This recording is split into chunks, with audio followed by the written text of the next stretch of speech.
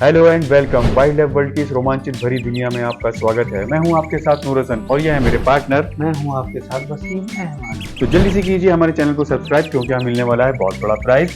बताएंगे आप जब हो जाएंगे 3K सब्सक्राइबर तो हम आपको 3 को सिलेक्ट करेंगे, उनमें से वो होंगे हमारे साथ वाइल्ड लाइफ शूट पर वाइल्ड लाइफ सेंचुरी में। तो जल्दी से कीजिए हमारे चैनल को सब्सक्राइब और मजा लीजिए इस रोमांचित भरी दुनिया का। हमारी इस पूरी सीरीज में 3 सेशन होंगे। पहले सेशन में हम आपको एनिमल्स के बारे में पूरी डिटेल देने की कोशिश करेंगे। सेकंड में हम आपको वाइल्ड लाइफ सेंचुरीज लेके चलेंगे और थर्ड में हम आपको लेके चलेंगे वर्ल्ड के वाइल्ड लाइफ सेंचुरीज।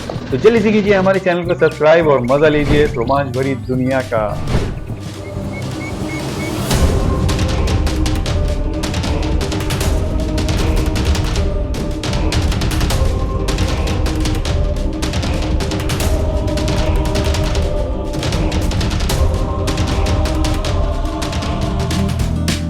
यूरोपीय मफलॉन आदिम घरेलू भेड़ की एक जंगली उपप्रजाति है।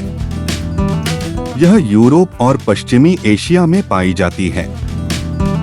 यह मूल रूप से पश्चिमी एशिया से है। नर मफलन को मेढे और मादा को ईव्स के नाम से जाना जाता है। यूरोपीय मफलॉन की शरीर की लंबाई 120 सेंटीमीटर तक होती है। कंधे की ऊंचाई 90 सेंटीमीटर होती है। भेड़ियों का वजन 25 से 40 किलोग्राम और मेढे का वजन 35 से 55 किलोग्राम होता है। यूरोपीय मफलॉन का कोट चिकना और बालों वाला होता है।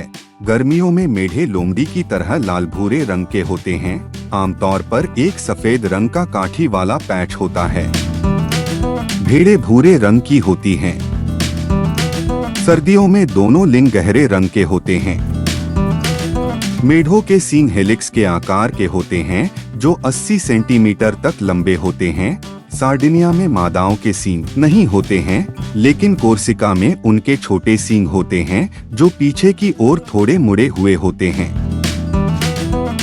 एक ऐसे जानवर के रूप में जिसके पूर्वज वृक्ष रेखा से ऊपर खुले मैदान में रहते थे, मफलॉन की दृष्टि अच्छी तरह से विकसित होती है। इसकी पार्श्व में स्थित आंखें मफलॉन को अपना सिर घुमाए बिना एक विस्तृत चाप को स्कैन करने की अनुमति देती हैं। पुराने मेढों में देखने का क्षेत्र सींग की नोक की स्थिति से प्रतिबंधित हो सकता है। नतीजतन मेढे इन सींगों को घिसना शुरू कर देते हैं। झुंड की एकजुटता में उनकी दृष्टि की भावना भी महत्वपूर्ण भूमिका निभाती है।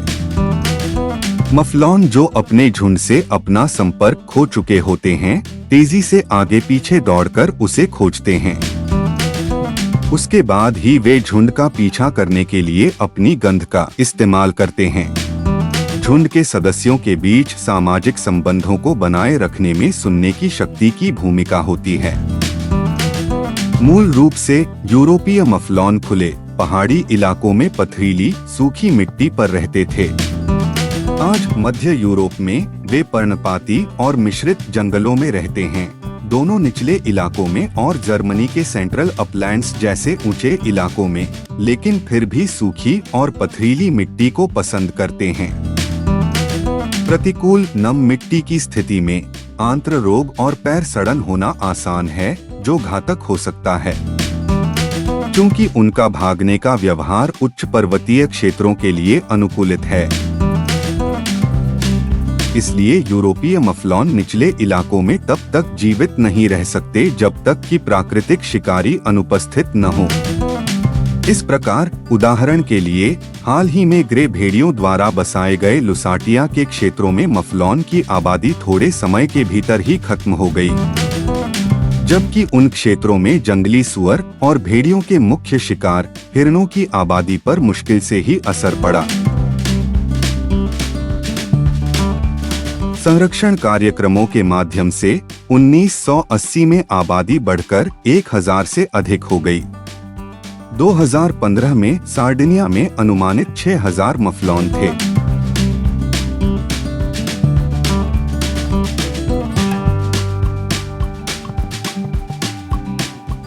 तो ये थी हमारी रोमांच भरी वीडियो। तो दोस्तों जल्दी से कमेंट्स कीजिए और अपने नाम और अपने प्लेस को मेंशन कीजिए, क्योंकि आप चलने वाले हैं हमारे साथ वाइल्ड लाइफ सेंचुरीज। तो जल्दी से कीजिए हमारे चैनल को सब्सक्राइब और मजा लीजिए इस रोमांच भरी दुनिया का।